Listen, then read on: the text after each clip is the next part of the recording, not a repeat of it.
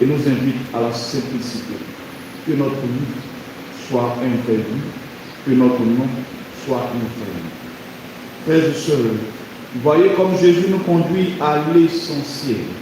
Il ne s'agit pas seulement de respecter des règles ou des lois, mais de vivre une relation vraie avec Dieu et avec nos frères.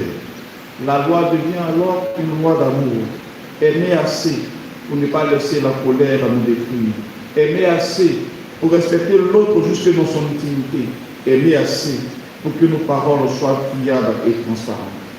Je voudrais m'arrêter sur ces points. Aimer assez pour ne pas laisser la colère nous détruire. Dans une famille, il arrive qu'une dispute éclate entre frères et sœurs ou même entre époux.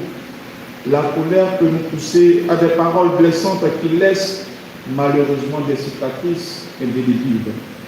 Jésus nous invite à dépasser une réaction instinctive, choisir de se réconcilier, demander pardon, même si l'on pense avoir raison. Ce n'est pas signe de faiblesse, mais c'est privilégier surtout l'unité et la communion. La vraie liberté n'est pas de dire tout ce qu'on pense, mais de savoir retenir une parole de détruire pour préserver la communion. Aimer assez pour respecter l'autre jusque dans son intimité. Dans notre société, il est courant de réduire l'autre à un objet de désir ou de consommation. Images, publicités, réseaux sociaux exploitent le corps sans respect. Jésus nous appelle à purifier notre regard, voir dans l'autre une personne unique, digne et surtout aimée de Dieu avec la même dignité que nous. Concrètement, cela peut signifier de refuser la plaisanterie déplacée, protéger la dignité d'une femme ou d'un homme dans son travail, ou encore choisir la fidélité dans le couple. C'est ça. Aimer l'autre justement le fond de ces principes. Aimer aussi pour que notre parole soit fiable et transparente. Dans le monde actuel dans lequel nous sommes, il est fréquent de promettre sans tenir, de manipuler la vérité pour obtenir un avantage. Jésus nous invite à une parole simple et vraie. Que votre oui soit oui, que votre non soit non.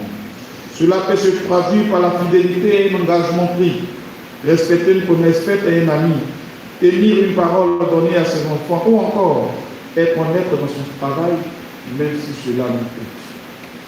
Nos sociétés malheureusement confondent souvent liberté avec absence de limites. Je dis ce que je veux, je fais ce que je veux, je regarde ce que je veux. Voici la liberté que nous propose notre monde actuel.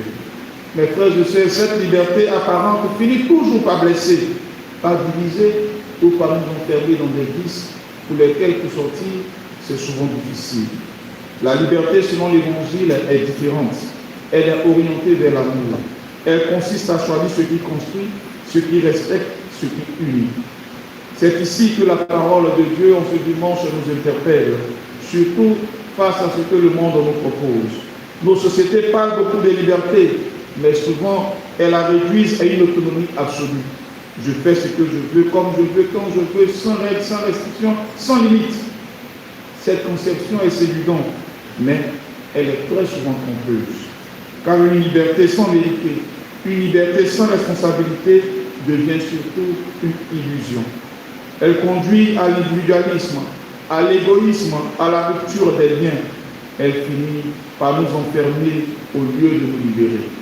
La vraie liberté, c'est que Dieu nous propose, n'est pas un caprice, mais une capacité à choisir le bien. Elle n'est pas un refus de toute limite, mais une ouverture à l'amour. Elle n'est pas une indépendance orgueilleuse, mais une relation vivante avec Dieu et avec nos frères. Jésus nous montre que la liberté s'accomplit dans l'amour. Aimer assez pour se réconcilier, aimer assez pour purifier son regard, aimer assez pour que notre parole soit vraie. Alors, en ce dimanche, demandons au Seigneur de nous donner un cœur libre et fidèle, qui nous aide à choisir la vie, à marcher dans sa loi avec joie, à accueillir la sagesse de son esprit, qui nous apprenne à dépasser une justice extérieure pour entrer dans une justice intérieure, celle de l'amour. Et que nos vies deviennent des témoins de cette liberté authentique.